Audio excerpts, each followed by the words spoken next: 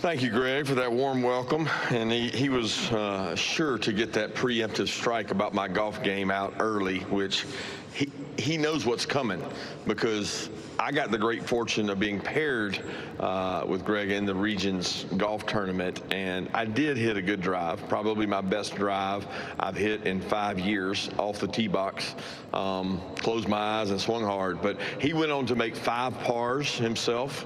And I told him, you're not allowed to make 5 pars, and he beat the pro a couple holes. So he was a little worried about what I might say about his golf game, but his golf game is in great shape, evidence of 5 pars. But I appreciate Greg, what he does. He's got a really tough, demanding job, especially in these times, and he leads from the front. And I appreciate people who are willing to lead from the front in difficult times. So thanks, Greg, for that warm welcome. Next first and foremost would be my wife. Absolutely the best teammate anybody could ever ask for. And 19 years we've been together, and this is the 19th anniversary, and here I am celebrating it in Atlanta with you guys. And she's in Mississippi with our youngest son with a baseball tournament. So in coaching profession, you learn a lot of ways to celebrate things in different ways, and she and I have learned to appreciate the time we do have together. She spent a season with me at the Dolphins in the NFL, 9 at Alabama, 9 at Georgia. So there you go. 9 and 9 is 18 plus 1. That's 19. Getting ready to go on our 10th season at UGA, and she's been the best teammate I could ever ask for. 10th season at UGA. I want to say a couple words about somebody that is kind of stepping down from our program, and he's been one of the biggest parts, and people do not give athletic trainers enough credit. But for 30 years, the face of UGA athletic training, and in most cases, the SEC athletic training, has been Dr. Ron Corson. He got his doctorate yesterday in athletic training, and I want to give a shout out to Ron and all he's meant to our program at the University of Georgia and what all he's done. He is a selfless man that is given to multiple head coaches. He's been basically the primary care physician for every coach and their family and every former player at UGA. So thank you for what you do, Dr. Ron, and what you continue to do for our program. Real quick, 3 football players we brought today. I know everybody likes to talk about their guys. I'm going to brag on mine. So C.J. Allen is a rising junior and one of the best leaders we've had in our program at linebacker. He is from Barnesville, Georgia, right down the road, and is a tremendous leader. Quick story about C.J. My son needed to get treatment for the last couple months, and he would come in the office every morning around 6:50, 6:55 to get treatment at 7 so he could make it to school by 8. And there wasn't a morning that we got there that C.J. Allen was not already in the training room doing some kind of rehab, running, getting warmed up, taking care of injuries. He's just a relentless worker and a relentless competitor who got to play in some big games as a freshman, probably even before he was ready. And that's paid off for us last year and this year with CJ. Next would be Gunnar Stockton from the great community of Rabun County. He's with us today. Gunnar is a kid that leads from the front. Gunnar's a winner. He comes from an athletic family background. His dad played at Georgia Southern, and he is the kind of kid you want at the front of the line, and he leads from the front. So I appreciate what Gunnar does. He's going to be a big part of our program this year in leadership and doing that with the offensive players. He's already begun to do that in his leadership groups that he runs right now. And then the last one is Dalen Everett. Dalen is a senior. Dalen will graduate this next summer. Gunnar just graduated this summer, and CJ will graduate. I'm sorry, Dalen will graduate this fall, and CJ Allen will graduate next summer, being a third-year player. But Dalen's from Norfolk, Virginia. Dalen's been a part of our program for 4 years, really a 2-year starter in my mind. He had a big year for us last year. He gives tremendous confidence to a secondary that's going to be young next year. Dalen is a kid that ever since we've met him, no challenge is too big. He loves to practice. He loves to compete. He demands excellence, and he is here representing us today, so I'm proud of Dalen. Our team's going to be comprised of 54% first and second year players. Very big change for us. I thought last year was probably one of the most veteran teams I've been a part of. You guys know the COVID class has kind of aged out. So we had multiple players that were in their 5th and 6th year last year, especially across the offensive and defensive lines. We had a tremendous group that all went out kind of at the same time, aged out at the same time. And so we're going to be really young, especially on the offensive and defensive lines. But 54% of our players are coming into their 1st or 2nd year. So what do you get with that? You get youthful exuberance. We've had practices that have been spirited. We had a great spring practice that we talked about the words fire, passion, and energy. I think the biggest thing that separates college football teams today is complacency among players versus fire, passion, and energy among players. So we've tried to highlight those traits as much as possible with our players. Our players need to bring juice and energy each and every day. If they don't, they'll be confronted by the players that do. And if the players continue to do that, we'll have a successful season and a successful football team. In a day and age that I think Sankey referenced it yesterday, times are changing. College athletics and college football is not broken. He used the word strained. I would say that it's in a time of change and influx that you have to navigate better than your opponent, whether that's conference to conference or within your own conference. And we continue to find ways to do that at University of Georgia. We sell relationships over transactions. We think the relationship still wins out, because the relationship allows you to push people and demand excellence. And we're going to continue to do that at Georgia. We don't believe in just being transactional, because when you're transactional, you cannot accomplish whatever your ultimate goal is, whatever your greatest reach is, whatever the ceiling is for every player and every team we have. You don't reach that without relationships. So we're going to try to win 24-hour increments each and every day to make sure we still attain that.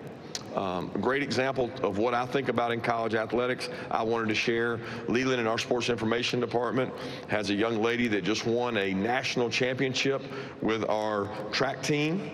Kayla is with us today. Kayla Jackson's from Detroit, Michigan, came all the way to Athens, Georgia to run track. She won a national championship with our women's track program, and she is kind of interning, kind of mirroring us in SID today, and that wouldn't be possible without college athletics. I don't think enough of those stories are told, and that is important to me. I'm a traditionalist. I believe in the college athletic background and what it does for people, what it did for me and my family, what it did for my wife being a female athlete at the University of Georgia and playing basketball. That experience paves the way for future success, and I believe in that. So with that, I'm going to open it up in honor of the great Bob Holt. We'll call it the Bob Holt question, because he used to have the first one every time. Thank you, Coach Smart. If you do have a question, Miles, Ty, or Olivia will get a microphone to you. I appreciate the tribute to our friend Bob. All right, we'll start right here in the middle aisle. Coach, right in front, near all, about halfway back. Coach, Emily Grace McWhorter from the Next Round. You've continually been outspoken about walk-ons and their intrinsic value to your program. Your most recent draft class reflected that with Dan Jackson. What is your message to the players that may not have those same opportunities that your previous walk-ons had with the new roster limits? Well, that's a great first question, because I don't want to jump on a soapbox and tell you how I really feel. Opportunities are being lost all across college athletics, and unfortunately, that's part of it. I can't really give a message to the next walk-on because I don't know that there's going to be an opportunity for that walk-on. I think find value in what people want. You know, we still really preach fire, passion, and energy. So we want kids who love the game. We found it's not how fast you run the 40 or how talented you are. It's how fast you run the 40th 40 and how passionate you are in the third and fourth quarter when you're tired. And sometimes those guys have more intrinsic value for your team than maybe a guy who is a scholarship player but is disinterested because he's not playing. So a lot of those stories have been lost, but I I think you can reward those by going out and finding kids to fit in your 105. And it doesn't matter whether you call them a walk-on or just a scholarship player that may not get as much NIL, that play with fire, passion, and energy. So I'm looking forward to continuing that long kind of history we have of doing that by finding the right kind of players to come play at Georgia who love the university, who want to get a degree from there, and who want to be great football players. But that's a story that's kind of untold, and I think it's really untold in terms of other sports, Olympic sports, let's call them, across college athletics. Coach, we're going to go straight here. Tremendous respect for him and his program, the job they do. To beat good teams, you got to be a good team. We had a good football team last year, so did they. It's not about us as coaches. It's really about the players and what you believe in. And, we got a lot of really good football teams to play next year besides just Texas, so we're preparing for all of them. Coach, we'll go over to our right-hand side about middle of the way back. So over to the right. Drew DeArmond, WCCN Radio, Huntsville, Alabama. Coach, I know during the offseason you've talked about building depth. You were at Alabama 9 years. You and Coach Saban built a lot of depth in the program. You've done that during the majority of your 10 years at Georgia. How do you view change within your organization to try to maybe, speed up somebody's development to develop depth with the impact of the transfer portal and NIL? Yeah, first of all, you don't speed up development. That's a misnomer. So if you want to speed up development, then you're probably looking for shortcuts that don't exist. You want to develop somebody, it takes time, it takes reps. We can't replicate reps faster. We can't speed up a guy's transition. The transition it takes to become a good football player is different for every kid. And I've been fortunate, for the last 19 years of college football to learn that and learn that it takes what it takes, and it takes time to grow those players. Now, I wish I could speed it up. I really wish I could speed it up this year, but there's no remedy or magic potion or we're going to go get this guy out of the portal or that guy out of the portal. It's all about continuity and what you do with each team. You're seeing that across college football where there's beginning to be a little more parity, I think, and it's probably going to continue to go that way. So who does the best with what they have, which is what I enjoy about the game. Coach, we'll go straight down in front of us. Second row, second row. Hey, Kirby. Cedric Golden, Austin American Statesman. Gunner's relief appearance against Texas. How did that benefit the locker room, the way he came in for Carson? And how does that serve as a teaching tool for young players who may not be starting? Yeah, I don't know that the benefit on the locker room is as great as the other parts you just said. What does it teach a young player that's sitting in the wings that you just don't ever know when your number is going to be called? And the one thing that I really appreciate about Gunner and most quarterbacks is he prepared every game as if he was the starter. And people can say that and say that's coach speak, but he actually did it. He went in, watched extra tape, and he knew that at any point in time he could be called on to have to go in the game and play. And he didn't go in a normal environment, where you got a big lead. Maybe you're beating an opponent. He went in against a top defense in the country in one of the biggest games of the season and performed well for a guy that had not gotten a lot of reps with the ones. So I thought he handled that moment well, and he taught a lot of our young players that you got to be prepared and ready. Which will go over to our left-hand side on the far aisle. Hey, Coach. Dave Schumate from the SEC Unfiltered channel. You mentioned a little bit on character, football, personal character background and stuff, and everybody talks about the film evaluation side of things. And character, football stuff's always been important, but it used to just be a scholarship, cost of attendance a check. Now we're putting real percentages, money-wise, revenue on these kids' heads. What are the cutting-edge things you guys are doing at Georgia to be ahead of that, be ahead of the curve in the character and personal development, bringing the right kids into your program? Yeah, I don't know that I would say cutting edge. We're all trying to do it better than anybody else. And, if I share that with you, then I'm sharing it with everybody. So if we're doing anything cutting edge, I'm not sharing it today. I can assure you of that. What I do think is important, or more important that you hit on, is it's less about what the tape looks like. Okay? For instance, if we're going to sign 4 corners or 4 DBs, there's going to be 1,000 DBs that are good enough on the tape. Let's don't talk about the DBs that are above the line. The line is, are they good enough to play winning football at Georgia? There's thousands. Let's just get the ones that care, the ones that are not transactional, that are relationship built. They want relationships. They want to be coached. They want to be pushed. And yeah, they're going to get paid. No coach is going to stand up and say they don't want players to get paid. We want them to get paid. I am completely comfortable with that. What I want is them want to get paid and that not change how they go about their business. That not change if they're sensitive to being demanded excellence of. And it's so ironic to me that you meet a parent and they're like, Coach, I really want my son to play where he's pushed and demanded of, and he gets coached each and every day the hard way, because I honestly don't think he can make it without that. I mean, we all needed it. I needed it at 17. A 17-year-old needs to be pushed. Doesn't preclude them from gaining monetary value. They can do both those two things. But a lot of coaches aren't willing to do that. People don't want to confront and demand anymore for fear of losing a player. I would rather go get the right player that buys into that, and then I got something special when they do develop and get all those reps. Coach, we're going to go in the center aisle, third row, right in front. Yeah, Kirby, Barry Trammell, Tulsa World. Your 25 non-conference schedule is what it is, but going forward, it's pretty robust, including 2030. You got Georgia Tech, Clemson, and Ohio State. What's the chances those games hold and that the scheduling philosophy that you guys mapped out continues?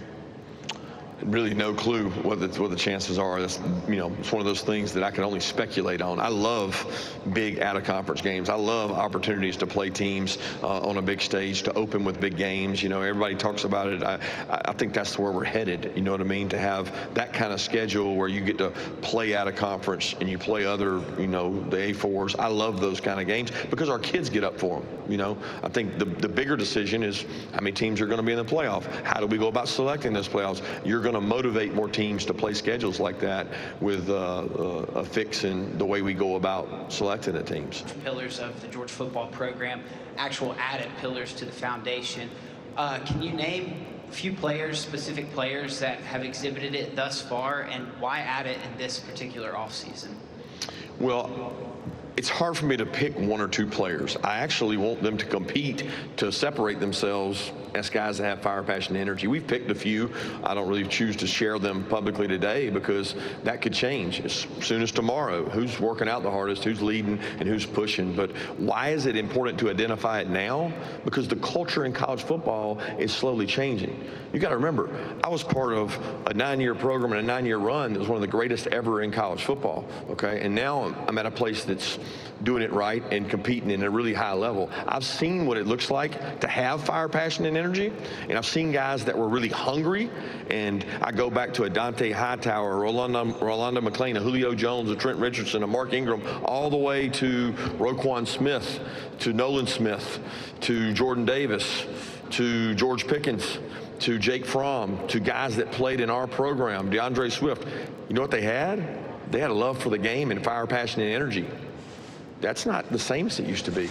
You can say what you want, but there's people more in college football today, especially in the SEC, that are comfortable with where they are.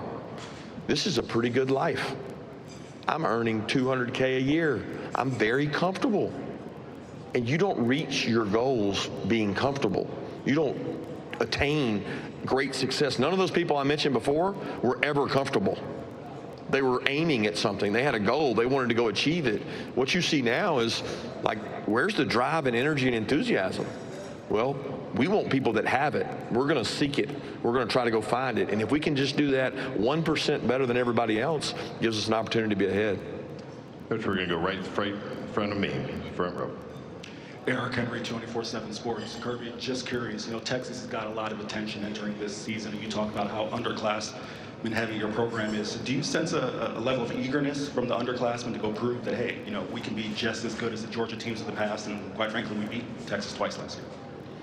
Yeah, a lot of those kids didn't. They weren't the guys on the field. But yeah, I do sense in our practices and our workouts and the things we've been able to be a part of in the spring, there is a youthful exuberance. There is that can be positive and negative. I can sit up here last year and tell you how experienced we were. We had all these guys coming back. They played a lot of football. but are they motivated and are they really wanting to be great? As opposed to somebody when it's new, there's a lot more excitement. It's their first time getting a chance to start. It's their first time being a major player in the rotation. So there's good and bad about both. We got to manage that. We got to be patient with them, and we got to get them better. Go down to the center aisle, Mike. Mike Griffith, Atlanta Journal-Constitution and Dog Nation. Kirby, how much have your practices changed, or how much do you plan to modify them from the time of the back-to-back titles and Bloody Tuesdays now with longer seasons and now roster limitations in effect? Well, it depends on how limited our roster is, because, you know, we're not all operating off of 105 right now. We have the ability, because of the settlement, to have some guys that were grandfathered in. So we will make changes and adaptations to how we do things based on our numbers. But right now, I don't know what those numbers are going to look like for fall camp and how many people we're going to bring in. So, you know, the season, ultimately, we may have similar numbers to what we've had past years. Eventually, that's going to go down to 105, and you're going to have to change with each and every year. And I think you evolve as a coach. You know, we've got to find more creative ways to get reps and grow players. And, you know, we all study NFL teams the way they go about it. I just don't know if that's a perfect mirror, because the kids we're trying to develop need more reps than an NFL player. First thing a general manager tells us when they come see us is, don't come to our league to develop. We can't develop you. We don't have the practices. So if you actually want to get better at football where you can stay longer in the NFL, you have to go through the college regimen to grow and get better. They don't need the practices that we need. Coach, we'll go over to our right-hand side on the far aisle. Hey, Coach. Michael Bronner, WNSP in Mobile. The hot rumor yesterday was a secondhand rumor about Nick Saban possibly being interested in coming back to coaching. Lane Kiffin said he wouldn't be surprised. I was wondering if you could share your reaction as well as your relationship with Nick Saban since he's retired. Yeah, I called him and offered him Muschamp's job, but he was overqualified, so he wasn't interested. No, I heard all the scuttlebutt and everything about it. I almost laughed. It was like somebody needed something interesting to talk about yesterday, so they chose to go to Coach Saban to do it. You know, the game's better with him involved, and he is involved. He is passionate about it. He and I still talk and share ideas from time to time about defensive philosophies and the way to do things, and he's still watching tape and very, very involved in football. He loves it. And his brilliance, as brilliant as he is in many ways, is around football. I mean, it's around scheme. It's around another way to do something to stay ahead of the offensive minds. And I think that's one of the elite talents he has. And he still loves that. He's still passionate about that. But make no mistake about it, the boss at home is going to make that call for him, not him. Okay, Coach, we'll go right here in the front of us to the left on the front row. Coach Smart, Terry Middleton from Orange Illustrated. First, congratulations on your marriage for 19 years. Thank you. So John McDade talked just before you did about all the rule changes in the game. Did y'all love that? Did y'all love McDade? Everybody loves McDade's talk, man. Yeah, it's fantastic. So I'm curious what your take on some of those rules are, but specifically about he calls it the abrupt movement on defense. And people can contend that was one of the reasons that you probably beat Texas, pulling them off sides with your defense last season. So curious about all the rules, but specifically the abrupt movement. That movement abrupt, or was that slow? You sitting down. Like, you got to define abrupt. He's got to define abrupt, and he's got to teach his guys that go out in the field. And I think they do a tremendous job of tape study and how to go about that. So it's one of those things that is very intricate among football and football minds, and people try to manipulate it and do things and change things. The game's ever evolving, so I think John McDade and his staff do a tremendous job navigating that. Coach, we'll go straight in front of me, about halfway back. Coach Nicholas from KCU in Columbia. You mentioned a young secondary a couple minutes ago. One position I wanted to ask you about was a strong safety. You brought in some transfers. You have some young, talented freshmen, but you also have some familiar names on the roster. You kind of give us some insight on how the position's going in, heading into fall camp. Yeah, we've got great competition there. KJ Bolden played a lot of snaps last year. He's coming back. We need him to be a leader. We need him to help set the tone for how to go about things. We got some older players there that are going to be in competition. We've got a couple transfers in. So, you know, we do things a lot of times defensively by committee. We play a lot of players. I think we had third or fourth most players over 100 snaps.